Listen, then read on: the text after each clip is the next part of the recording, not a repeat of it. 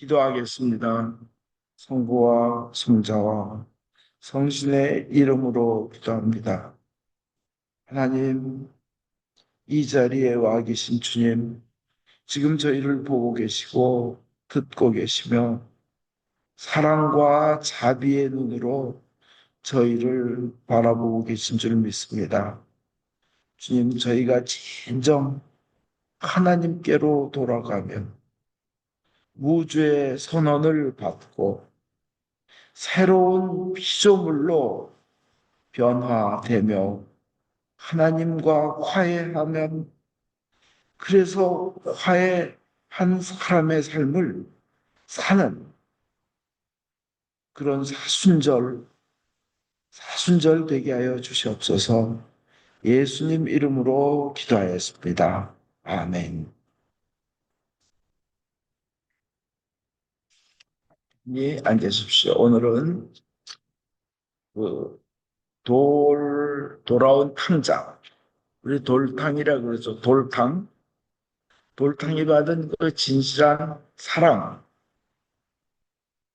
그 과정을 가지고 은혜 받겠습니다. 그 과정. 제일 중요한 거는 아버지께로 돌아오는 겁니다. 방향을 아버지께로 향하는 겁니다. 그럼 아버지는 어떤 죄가 있었든 무죄 선언을 해주셔요. 너 죄 없다, 깨끗하다. 그런 거 따질 틈이 없다. 너는 내 사랑하는 아들이다. 그리고는 화목. 우리는 오늘 고린도 후서 그 일독서에서 읽었는데 하나님과 화해하십시오, 화해하십시오. 그런데 또 화목하십시오. 이 뜻입니다. reconcile. 다시 하나님과 일치되는 거예요. 우리가 감히 화해나 화목한다 그러면 좀 자격이 동등해야 되는데 성경은 우리 보고 하나님과 화해하고 화목하라고 이렇게 이 단어를 쓰시는데 그 뭐냐면 그냥 하나님의 그 사람이 되어서 그 가정의 일원이 되어서 한 가족이 되어서 살아가는 거예요. 하나님 그거 원하실 거예요. 그 다음엔 삶이 새 사람이 되는 겁니다. 이게 이제 오늘 돌아온 탕자의 그 스토리고 또 하나는 제1독서에 여러분이 읽은 새 사람이 되고 그 다음에 하나님과 화해하고 무죄 선언을 받고 하는 그것이 다 같은 맥락입니다. 중요한 거는요, 회개하며 돌아오는 과정. 그거는 정말 그 자기가 손해를 보더라도 손해를 감수하는 그런 행동도 따라야 된다는 겁니다. 여러분 아시죠? 그 김유신이 그 왜 어떤 기생집에 다니다가 그냥 자기가 그 생활을 끊어야 된다고 끊겠다고 결심했는데 그 천관이라는 기생이었죠. 자기가 말 위에서 졸고 있는데 말이 평소 습관대로 그 기생의 집에 갔다는 거예요. 그러니까 김유신이 나 이렇게 안 하기로 했는데 내 습관 때문에 말이 이렇게 날 끌고 왔구나 해서 그 자리에서 말의 목을 베어버렸다는 겁니다. 나 이 생을 끊겠다는 거예요. 이 정도의 확실히 죄를 끊고 돌아서는 그 훈련을 사순절 동안 하는 게 중요합니다. 참된 회개를 하려면요. 고통스러울 정도로 자신의 잘못을 인정해야 되고 손해를 감수해야 되는 거예요. 이 숨긴다든지 정당화시키려든지 합리화하는 변명을 한다든지 이래서는 안 됩니다. 하나님 다 알고 계세요. 다 보고 계세요. 하나님 앞에서만큼은 솔직해야 됩니다. 하나님 앞에서만큼은 솔직해야 됩니다. 어떤 그 알코올 중독 치유 프로그램에서 그 치유 프로그램이 12단계가 있는데 그 중에 맨 앞에 5단계는요, 철저하게 5단계가 다 내가 잘못되었다.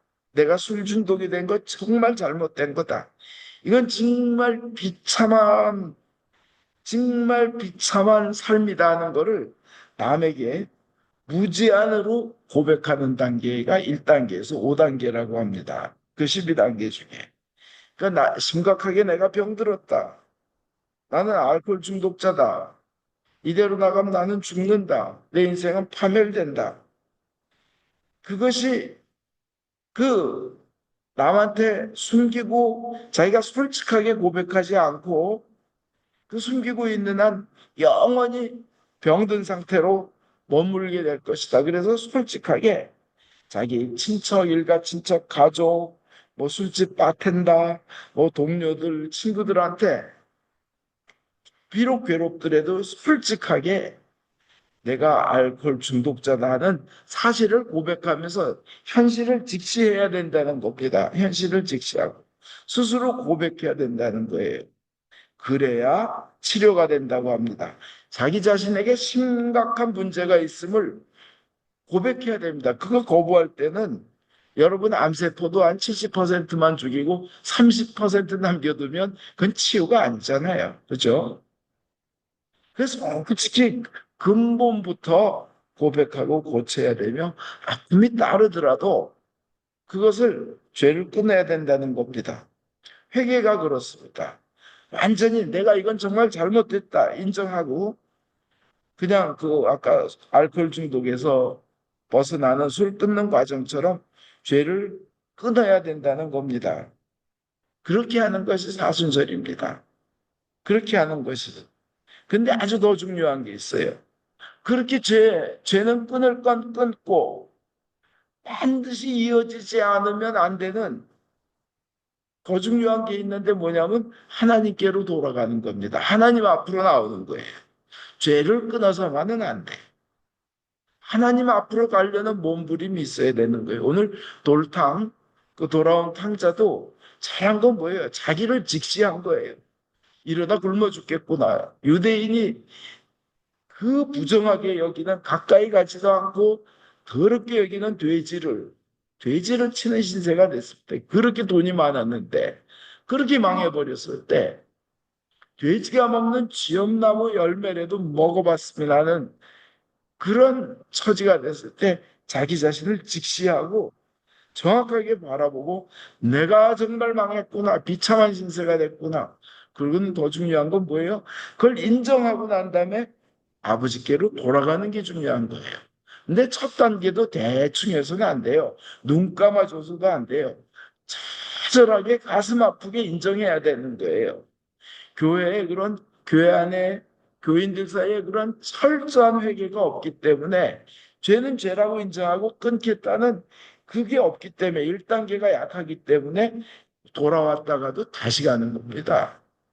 그렇잖아요. 돌아왔다 다시 가도 하나님은 우리의 자유의지를 존중하시기 때문에 놔두셔요. 얼마나 슬픈 일이에요. 반드시 하나님께로 가는 그 단계가 연결돼야 합니다. 그 하나님께로 가면요. 하나님께서 무죄 선언을 내주세요. 오늘 일독서 맨 끝에 무죄 선언. 제가 빨간 글씨로 이 무죄 선언이란 건 참 엄청나게 중요한 거예요. 죽었던 사람이 다시 살아나오는 거예요. 그냥 갚을 빚이 어마어마하게 많은데 하나도 없다고 그냥 완전히 탕감받는 거예요. 그냥 암세포로 너 암 때문에 2달 후에 죽는다 그러는데 어느 날 암세포 다 없어졌어, 너. 그래가지고 자기 아빠 손잡고 한국을 여행 가는 그 케이스 저희 누구나 알잖아요. 그런 게 이제 무죄선언이에요. 1979년도에요. 9월 달, 8월 달에 그 울산 근처에 남목산으로 꼬마 셋이서 6살, 7살 아주 어린 놈들 그 꼬맹이 셋이서 그 가재 잡으러 산에 갔다가 안 돌아온 거예요. 그래서 이제 실종 신고를 했더니 경찰, 마을 주민들 다 동원해서 산을 뒤져봤는데 애들이 없는 거예요. 근데 이 얘네들이 산속에서 6살, 7살짜리가 28일이 지나가. 28일이 지났어요. 그러니까 공식적으로 이제 수색도 못한다. 그래서 다 포기를 했는데 어떤 할머니들이 나물 캐러 할머니 3분이 그 산에 남목산이라는 산, 울산 근처 가다가 어디서 이상한 작은 소리가 살려주세요. 그 애기들 목소리가 들리니까 가봤더니 셋이서 바짝 말라서 그냥 누워 있는 거예요. 손도 제대로 못 움직일 정도로.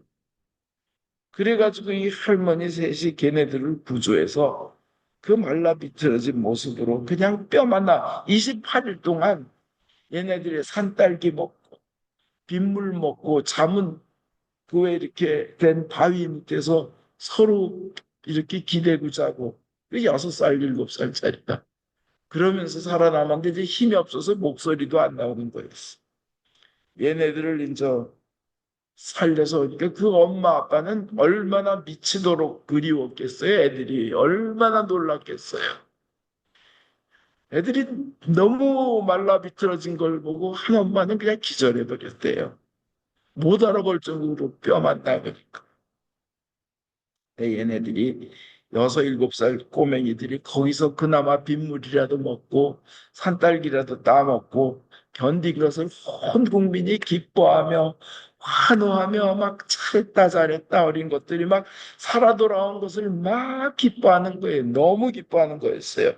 이게 1979년도에 있었던 일입니다. 여러분 여기서 생각해 보세요. 부모들이 가장 원하는 건 뭐예요? 살아서 돌아오는 거예요, 자식이. 그죠? 살아서 돌아오는 거예요. 살아 있을 때 돌아오는 거예요. 살아 있을 때 돌아오는 거예요. 그래서 그 돌아오면 아들을 그 품에 안고 그동안의 아픔, 그동안에 있었던 슬픔, 두려움, 그 눈물을 같이 씻어내는 거. 이게 참 중요한 거예요. 세상에 그것만큼 부모에게 기쁜 소식이 이 세상에 없어요.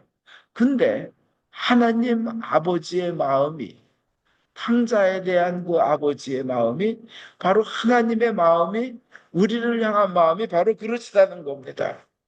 이 아버지의 마음이에요. 오직 하면 아들 예수를 보내가지고도 그 아들 예수 하나밖에 없는 외아들 예수의 목숨을 주고라도 우리를 건지려고 했겠어요. 하나님 우리 그렇게 사랑하시죠. 우리는 거기에 순종하고 그것을 믿고 따르면 되는 거예요. 제일 중요한 건요. 회개의 단계 중에 제일 중요한 거는 살아있을 때 돌아오는 거예요. 그리고 살아있을 때 당장 돌아와야 되는 거예요. 나중에 돌아오자. 망하고 나서 더 망하고 돌아오자. 이러지 말고 빨리 돌아오는 거예요. 거기는 은혜가 있고 축복이 있는 거예요. 여러분 이번에 미얀마나 태국에서 무너지는 거 보셨죠? 나중에 돌아가려는데 갑자기 지진이 일어나면 그때는 회개할 틈도 없어요. 돌아갈 틈도 없어요. 갑자기 어떻게 되는 거예요. 뭐 갑자기 비행기가 떨어지고 갑자기 저쪽 방향으로 가던 차가 이쪽으로 와서 그냥 들이박아 버리고 그러면 부딪히면 좀 아프잖아요. 그때는 회개할 틈이 없어요. 당장. 회개는 당장 하고 당장 돌아서는 게 빠르면 빠를수록 좋습니다. 그 우선 그렇게 하나님께 빨리 돌아오면 그 빨리 돌아오는 그 순간이요. 받는 은혜는 우리가 받는 은혜는 부활의 은혜를 받게 돼요. 하나님 예수 그 돌아온다는 건 뭐예요? 예수를 믿겠다는 거 아니에요.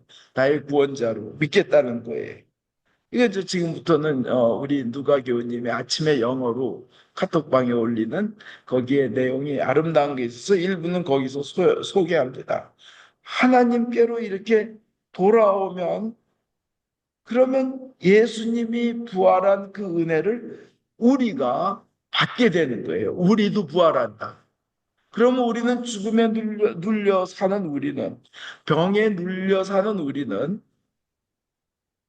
또 점점 무기력함에 몸에서 그 힘이 빠져나가는 것을 느끼죠.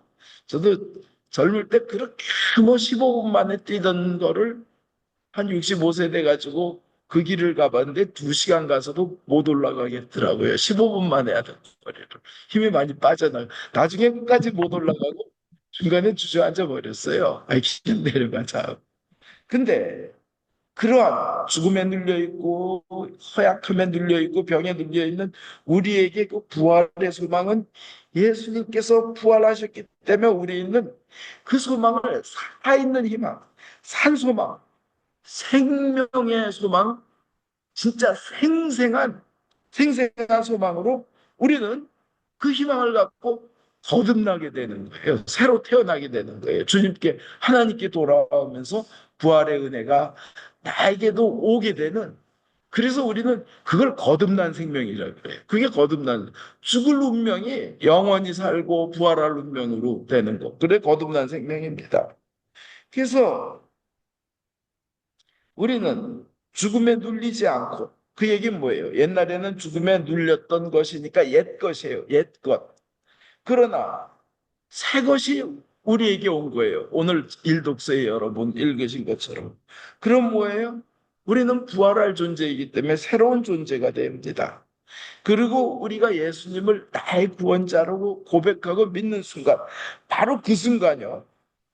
우리가 예수님은 나의 구원자, 나의 주님이라고 고백하고 믿는 그 순간 우리는 새 것이 되면서 즉시 우리에게 어떤 영적인 일이 발생하느냐면요. 예수님이 이러시는 거예요. 너는 내 것이라. 너는 나에게 속했다. 너는 그래서 이제 새로운 피조물이다. 새로이 창조받은 너다. 옛 것은 지나가고 새 것이 되었다. 이렇게 되는 거예요. 네가 나를 구원자라고 고백한 그 순간 즉시 너는 하나님 가정의 일원이 되었다. 하나님의 가족이 되었다. 너는 하나님의 식구가 되었다. 여러분, 하나님의 식구, 우주의 로얄 패밀리의 우주의 그 왕족의 가족의 일원이 되는 겁니다. 그리고 이 은혜는, 이 놀랍고 놀라운 은혜는 공짜로 무상으로 주어진다는 거예요. 우리가 고백하는 순간, 예수를 나의 구원자라고 고백하는 순간, 이게 바로 이런 모든 자세와 이런 고백이 하나님께로 돌아가는 여정이라는 거예요. 그렇죠? 첫째는 학습을 끊고, 두 번째는 하나님께로 돌아가는 게, 그 과정이 제일 중요한 게 예수를 나의 구원자라고. 예수님 밖에는 다른 구원자가 없습니다. 하고 고백할 때, 그거는 무상으로, 프리예요, 프리. 근데 있다가 마는 게 아니라 퍼머넌틀리, 영원이에요. 영원히, 영원히, 에버라스팅. 그죠? 그리고 이터널, 우리는 이터널 패밀리가 되는 거예요. 영원한 하나님의 가족이 되는 겁니다. 그것이 바로 우리 제일독서에 말한 하나님과 화해한 거예요. 화해는 싸워서 화해야, 죄짓고 하나님과 멀어져서 다투는 그런, 우리는 화해라는 단어라기보다 리콘사일, 하나님과 다시 일치되는, 다시 하나가 되는, 다시 가족의 일원이 되는 그 과정이라는 겁니다. 하나님과 화해하는. 그래서 그 순간 우리는 죽음에서 우리의 이름이 영원한 생명으로 옮겨지는 겁니다. 천국에서, 천국에서 영원히 살 그 귀하고 귀한 존재, 죽지도 않고 절대로 썩지도 않고 절대 사라지지도 않는 불멸의 생명의 존재로 우리는 바뀌는 거예요. 예수님을 나의 보세자로 고백하는 것. 이것을 사순절 동안에 계속 고백하는 겁니다. 그리고 이거는 우리가 새로운 창조물이 되고 새 것이 된 과정 아니에요. 그러면서 그걸 다지는 과정 아니에요. 근데 이건 오직 시작에 불과한 거예요. 시작에 불과한 거. 그 다음에는 우리가 누릴 그 하늘의 그 나라는 영원히 행복하고, 그 행복은 완전한 행복이며 기쁨이 있는데 끝도 없이 무한하게 지속된다는 겁니다. 이거 놓치면 안 돼요. 그죠? 그래서 이 사순절 기간 동안 우리가 얼마나 큰 은혜를 받았는지 그것을 감사하며 그 은혜를 받은 사람의 삶을 살아야 된다는 거예요.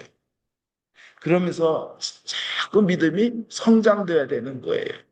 그 소중한 구원을 얻기 위해서 그 시베리아에서 만난 예수님 그 책에 보면 사람들 그 그냥 공산당에서 그냥 잡아 죽이려고 그러는데 자기 크리스찬이라고 밤 3시에 그 굶어가면서 강제노역, 시베리아 수용소에서 강제노역하면서도 이 영원한 생명을 얻으려고 밤 3시에 모여서 세례를 받는데 얼음을 깨고 물이 없으니까 그 추운데 굶은 사람들이 그 안에 들어가서 세례를 받을 때 그 공산당원들이 와서 머리를 그냥 세례 못 받게 확 잡아채면 나는 끝까지 물에 세례를 받겠다고 해서 머리가 통째로 빠지고 그 굶고 배고픈 상황에서도 거기서도 음식을 모아서 딴 사람을 도우려고 하고 목숨을 걸고 믿는 거예요.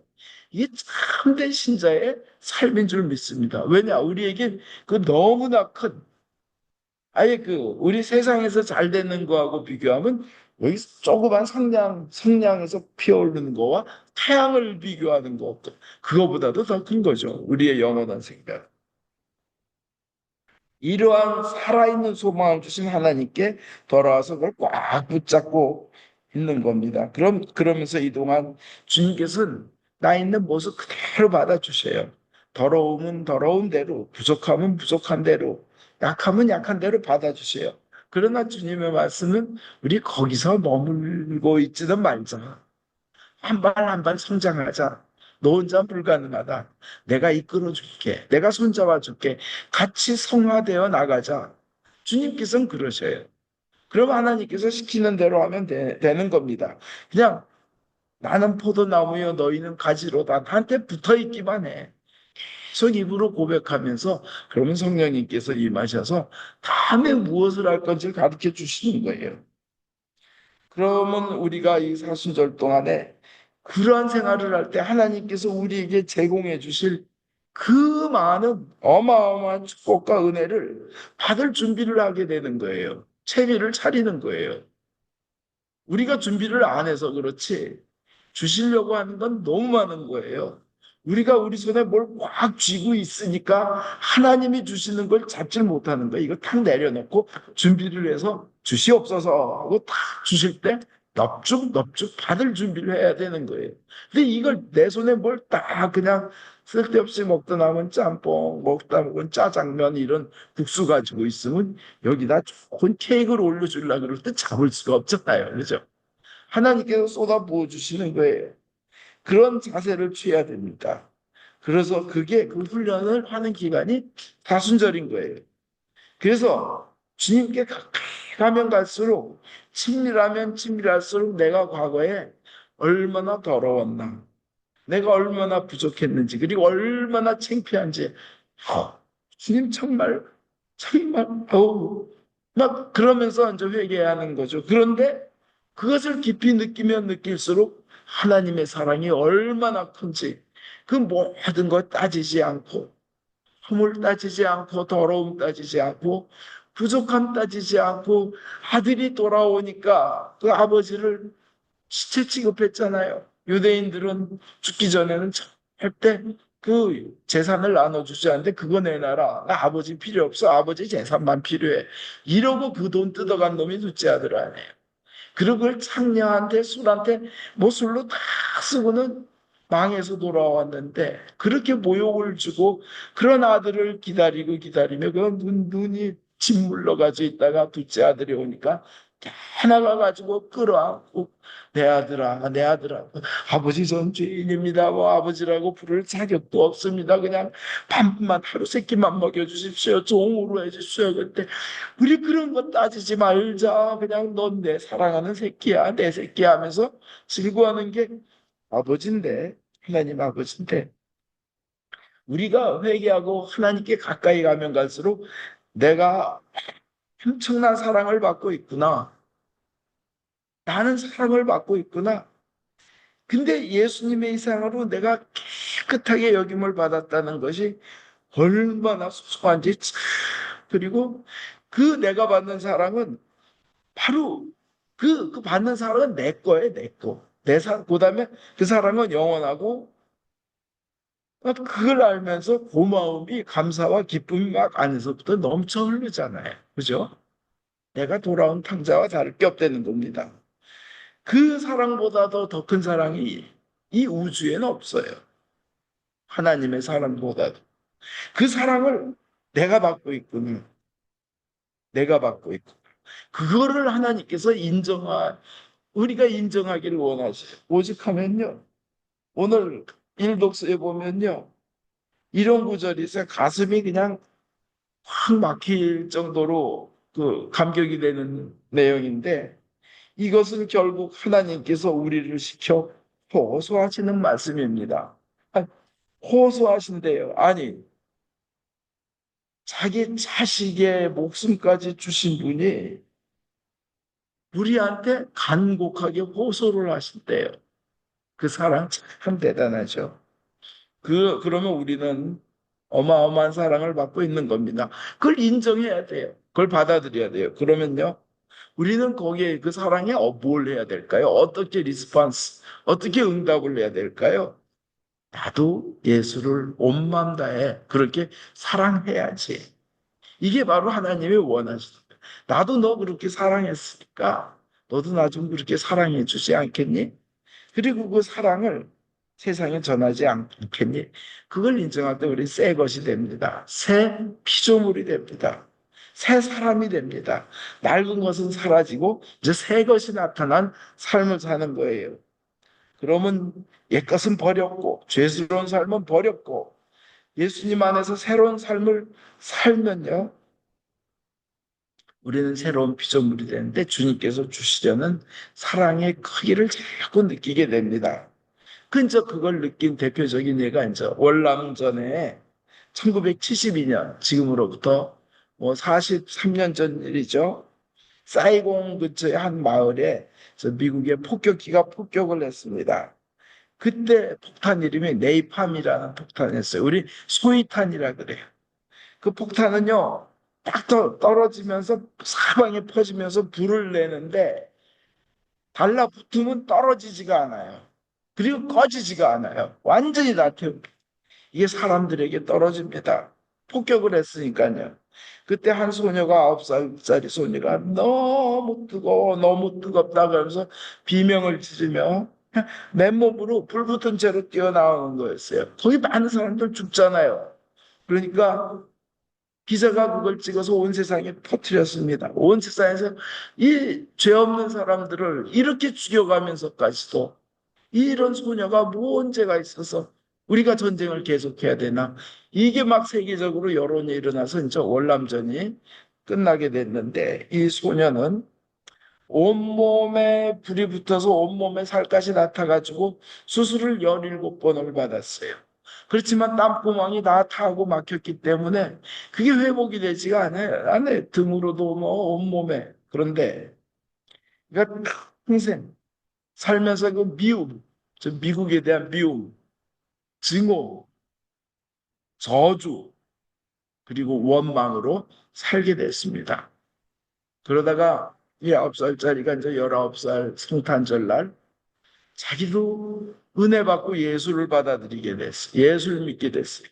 지금까지 미움과 원망과 슬픔과 저주와 분노로 살아왔던 그 삶이 이상하게 예수님을 받아들이면서 나에게 영원한 삶이 있고 그 예수라는 분이 나를 그렇게 영원한 행복을 주기 위해서 십자가에서 처참하게 진짜 피 흘리며 돌아가셨다는 거. 그 피 흘리며 돌아가신 고통을 자기는 알잖아요.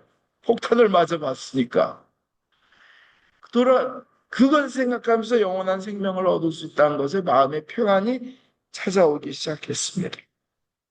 그랬더니 그 십자가의 사랑에 감동이 되어가지고 자기도 그 평안함을 느끼는데 이제 그렇게 미워하던 미국, 그렇게 분노하고 증오하던 미국을 이제 더 이상 미워하지 말고 용서하자. 그래서 참된 크리스찬이 돼가지고 욕하던 마음이 없어지고 그 저주와 살기, 복수하고 말 거야. 그 증오가 없어지면서 그것이 용서로 바뀌며 그러면서 기쁨이 찾아오고 평안이 찾아오면서 이분은 어떻게 해서 캐나다로 가게 되면서 그 하나님의 용서와 사랑을 전하는 사람으로 바뀌었어요. 결혼해서 애까지 낳아서 잘 살게 된 거예요. 새 사람이 된 거예요. 새 사람이. 미움과 증오에서 기쁨과 평화와 소망과 영생을 가진 사람이 되면서 전도자로 바뀐 거예요. 그게 바로 사람이 된 거죠. 우린 사순절 동안 일해야 되는 줄 믿습니다. 그런데 1996년, 그러니까 이 사람이 이제 33살 됐을 때, 미국에서 제향군인의 날에 이 사람을 연사로 초청을 해요. 연사로 초청하니까 이유는 간단해요. 지난 그 전쟁의 아픔을 우리 같이 씻자. 화해하자. 미국이 너에게 잘못한 것도 없다. 이런 의미에서 이 사람을 연사로 초청했는데 이 사람은 그곳에서 자기도 이런 저는 폭탄을 떨어뜨린 그 조종사를 지금 만약 제가 만날 수 있다면 저는 그에게 이렇게 말하고 싶습니다. 과거는 우리가 역사는 이미 지나간 것은 바꿀 수는 없지만 앞으로는 우리 평화를 위해 일합시다. 이렇게 얘기하고 싶다는 거예요. 그러니까 그때 그 네이팜 판을 떨어뜨렸던 그 조종사, 폭격기 조종사가 존 플러머였는데, 존 플러머가 그 전 세계적으로 퍼진 사진을 그때 자기가 폭파시키고 마을을 불지르고 나서 소녀가 온몸에 불이 붙어서 그냥 비명을 지르면서 그 튀어나오는 사진을 보고 많은 사람이 죽어갔다. 이걸 자기가 했다는 것 때문에 미치겠는 거예요. 내가 이렇게 무고한 사람들을 죽였다니. 그래가지고 제대를 했는데 자기 영혼이 완전히 부서질 것 같은 거예요. 막 견딜 수가 없는 거예요. 그래서 알코올 중독이 되고 이혼을 두 번이나 하고 왜 그 트라우마 있잖아요. 전쟁 갔다 오고. 거기에 막 시달려 있는데 정말 괴롭고 괴로운 삶을 살고 있었는데 그 소녀, 자기가 폭격했던 그 소녀, 김폭이에요. 김폭. 김풍이 강연을 한다는 얘기를 듣고는 제한군의 날에 거기 앉아서 들었는데 자기를 향해서 하는 얘기를 든 거예요. 제가 그 주종사를 지금이라도 만날 수 있다면 과거는 다 지나간 거고 앞으로 평화로운 그 하나님 뜻을 전하자. 이 사람은 저 전도사가 돼 있으니까. 그래가지고 그 강연이 끝난 후 존 플로머가 그 김포 앞에 섭니다. 제가 그 조종사입니다. 미안합니다. 정말 미안합니다. I am sorry. I am truly sorry. I am truly sorry. 그때 대답에 김포기한 얘기가 It's alright. It's alright. I forgive you. I forgive you. 그렇게 반복하더라는 거예요. 다 용서를. 괜찮아요. 괜찮아요. 용서합니다. 이때요. 이것이 바로 오늘 성경에 나오는 무죄 선언입니다. 일독서에 하나님 우리 그렇게 무죄 선언해 주신 거예요. 우리가 하나님의 아들을 그렇게 죽을 정도로 죄를 졌지만 무죄 선언한 거예요. 우린 그걸 받은 겁니다. 근데 더 놀라운 건 이 존 플러머는 그때 그 만남에 대해서 이렇게 고백합니다. 어떻게 그 2분 동안의 대화 2분 동안의 짧은 대화가 지난 24년 동안 내가 그렇게 괴로워하던 악몽을 2분 만에 깨끗이 지워버릴 수 있었는지 나는 알 수가 없습니다. 그 괴로웠던 그에게 용서를 받고 그리고 내가 받은 용서는 단지 내가 뭘 잘했기 때문에 선행을 쌓았기 때문에 한 건 아무것도 없습니다. 그냥 잘못했다 고백한 것밖에 없습니다. 내가 그냥 받은 용서는 나의 치유였고 그 용서로 인해 온 선물이었습니다. 하나님의 선물이었습니다. 그저 신비로울 따름입니다. 이렇게 고백을 한 거예요. 존 플러만은. 그 이후에 플러만은 감리교 목사님이 되어서 용서를 선포하며 회개를 고백하는 자와 용서를 받는 은혜를 선포하며 살아가고 있다고 합니다. 그렇습니다. 용서는 뭐 잘못을 적당히 눈 감아주는 게 아니라 죄의 현실을 철저하게 인정하면서 그 죄를 저지른 사람과 피해를 얻은 사람이 화해하는 그죠? 고린도 후서 5장 20절에요. 하나님과 화해하십시오. 그것은 하나님께서 우리를 지켜 호소하시는 말씀입니다. 이 죄를 져서 벌 받아야 될 우리를 위해서 대신 자기 아들을 희생시켜 놓고도 우리에게 하나님이 오히려 간청하면서 호소하신다는 거예요. 그건 탕자를 기다리는 하나님 아버지의 그 사랑의 모습입니다. 그래서 우리는 무죄 선언을 받은 것입니다. 그래서 우리는 그 하나님의 사랑에 힘입어 아무 주저함 없이 그냥 좀 뻔뻔 우리가 뻔뻔하죠. 그렇지만 그 사랑에 힘입어 아무 주저함 없이 그 생명의 나라에 천국의 그 좋은 곳에 당당하게 우리 발을 들여놓을 수 있게 되었습니다. 염치 없지만 면목 없지만 그 사랑이 너무 크시기에 그래서 나 주저함 없이 그 땅을 밟음도 나를 붙드시는 하나님의 은혜라고 고백할 수 있는 겁니다. 사순절 동안요, 나를 완전히 죄를 완전히 끊고 하나님께 나아가며 그래서 무죄의 소망을 받고 새 사람이 되시기를 바랍니다. 우리 모두가 그렇게 되기를 바랍니다. 그것이 하나님과 화목하는 길인 줄 믿습니다. 아멘.